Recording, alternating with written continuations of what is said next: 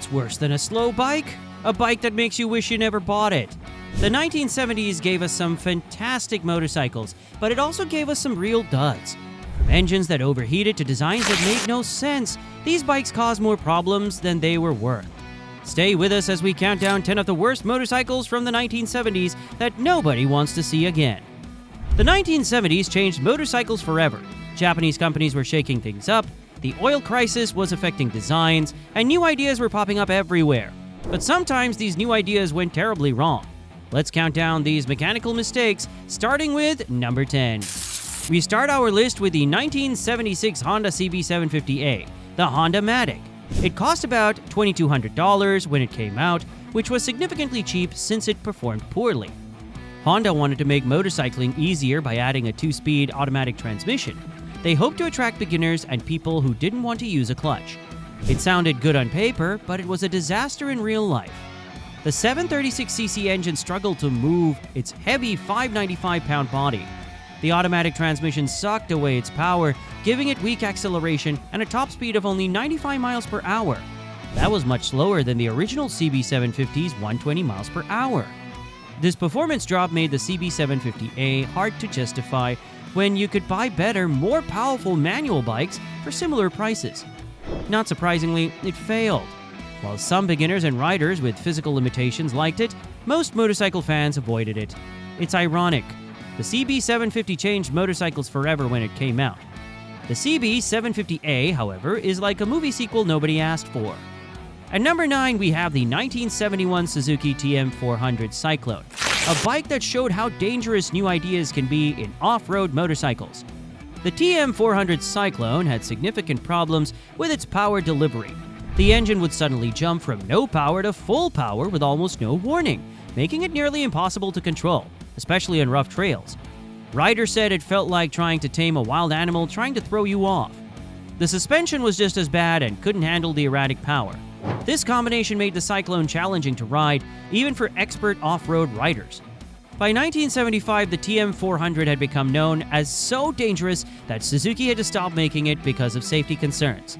Today, people remember the Cyclone as one of Suzuki's most significant failures and a warning about what happens when power isn't matched with control.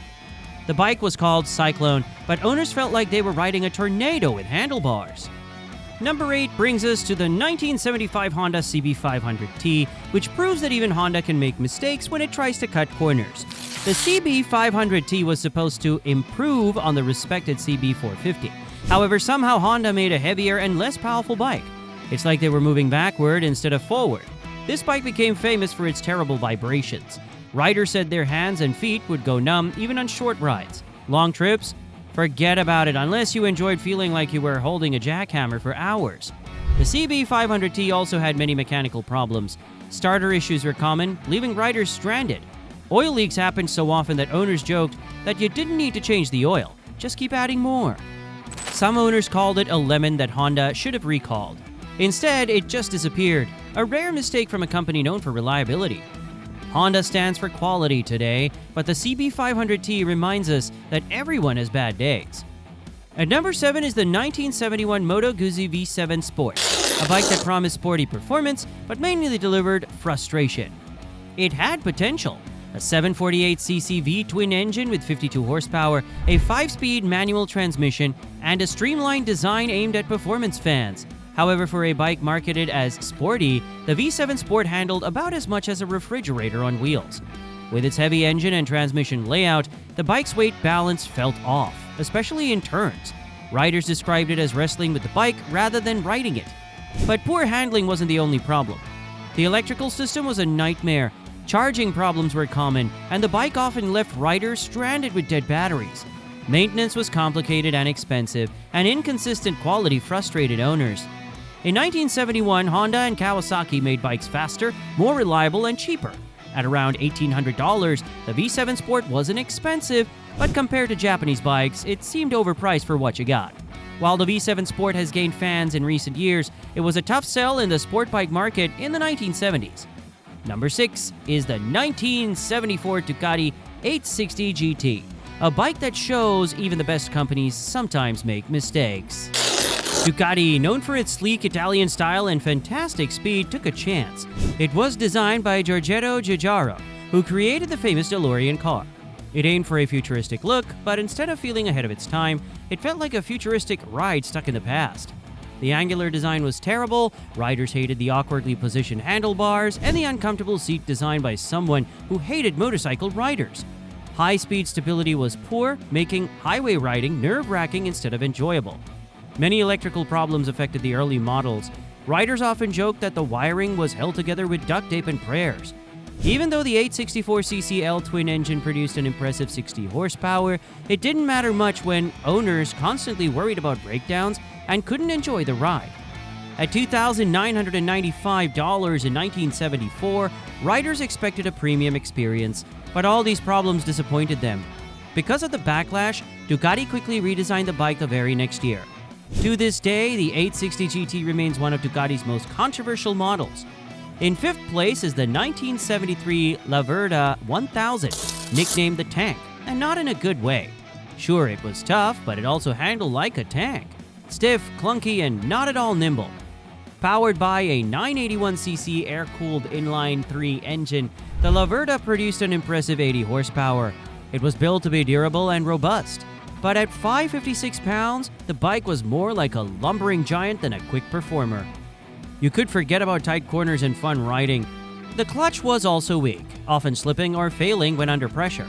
The gearbox wasn't much better, with riders complaining about rough shifts and frequent breakdowns.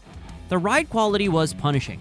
The stiff suspension transferred every bump in the road directly to the rider's spine, and long trips became tests of how much discomfort one could handle. Riders expected top performance and reliability for a $3,700 price tag, a considerable amount in 1973. Today it's considered a collector's item, but back in the 70s, it was a hard sell that failed to live up to expectations. At number 4, we have the 1979 Moto 490. I know, calling this bike one of the worst of the 70s might cause some arguments. After all, Moto was famous for motocross racing. But this is where their ambition went beyond their ability to deliver. The 490 had a powerful 490cc two-stroke single-cylinder engine producing an impressive 50 horsepower. On paper, it was every motocross rider's dream, but its fragile gearbox turned it into a failure. The gearbox would break under hard riding, which is precisely what motocross bikes are for, leaving riders stranded during races or in mid-jump. Owners spent most of their time fixing their bikes than riding them. Still, credit where it's due. When the 490 worked, it was incredibly fast and powerful and could leave competitors far behind until it broke down. To be fair, Moto fixed these problems with the 1981 Moto 490 Mega 2, often considered one of the most fantastic motocross bikes ever. But this 1979 version was more of a warning story than a champion. Third place is the 1974 Suzuki RE5, a bike so complicated it should have required an engineering degree. Suzuki's ambitious attempt at using rotary engines was the RE5, which featured a Wankel rotary engine that was an engineering marvel in theory, but in practice it was a maintenance nightmare. The complexity of the RE5 with its water and oil cooling systems and multiple oil reservoirs made it expensive and difficult to maintain. Dealers struggled to service it, often making problems worse instead of better. But the biggest issue was fuel consumption. With gas mileage between 25 to 30 miles per gallon, the RE5 used a lot of gas at the worst possible time. Remember the mid-70s had a global oil crisis? Owning an RE5 meant frequent and painful visits to gas stations. Priced as a premium motorcycle, the RE5 failed to attract enough buyers. Rumors persist that Suzuki was so eager to get rid of unsold bikes that they dumped them off the coast of Japan, though that's never been proven. The RE5 showed that innovation alone isn't enough. A bike must also be practical, reliable, and launched quickly. The RE5 failed on all three counts. Our runner-up at number 2 is the 1973 Yamaha TX750, a bike that sounded great in theory, but was a mechanic's worst nightmare. With a 743cc parallel twin engine, a 5-speed manual transmission, and Yamaha's innovative omni-phase balancer system designed to reduce vibrations, Yamaha seemed ready to compete with Triumph and Honda. Unfortunately, the innovation became its downfall. The balancer system, meant to smooth out the ride, had a significant flaw. It whipped the oil into a frothy mess, like a milkshake. This starved the engine of proper lubrication, leading to overheating, catastrophic engine failures, and many unhappy owners. Early models suffered crankshaft blowouts after just a few thousand miles. Nothing says quality engineering like your engine self-destructing during your morning commute. Yamaha rushed to fix the problem with an external oil cooler, but by the time they rolled out the fix, the TX750's reputation was already destroyed. This bike also caused the motorcycle industry's first ever mass recall, forcing Yamaha to call thousands of bikes back to repair their innovation. Priced at around $1,549 in 1973, it was competitively priced, but owners quickly found themselves spending more on repairs than they had spent on the bike itself. The TX750 taught Yamaha a valuable lesson about testing new ideas thoroughly before selling them to the public. The 1972 Kawasaki H2750 Mach 4, better known as the Widowmaker, takes the #1 spot. Let's give credit where it's due. This bike was an absolute beast. Powered by a 748cc two-stroke triple engine producing 74 horsepower, it could go from 0 to 60 miles per hour in under 4 seconds and reach a top speed of 126 miles per hour. It was one of the fastest motorcycles of its time, and thrill seekers couldn't resist its raw, untamed power.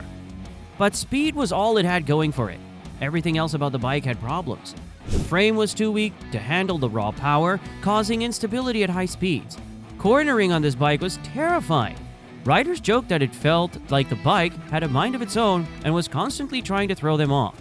With just a single front disc brake and a rear drum brake, slowing down this beast was difficult. Add its tendency to pop wheelies during acceleration, and you've got a machine that was as dangerous as fast. It wasn't nicknamed the Widowmaker for nothing. To make matters worse, the H2750 guzzled fuel exceptionally quickly. This $1,400 price tag seemed pretty good, but it quickly became expensive when you added repair bills and fuel costs. Despite all these problems, the H2750 found loyal fans among thrill seekers willing to risk everything for the adrenaline rush. It's an icon, but not for reasons Kawasaki is proud of.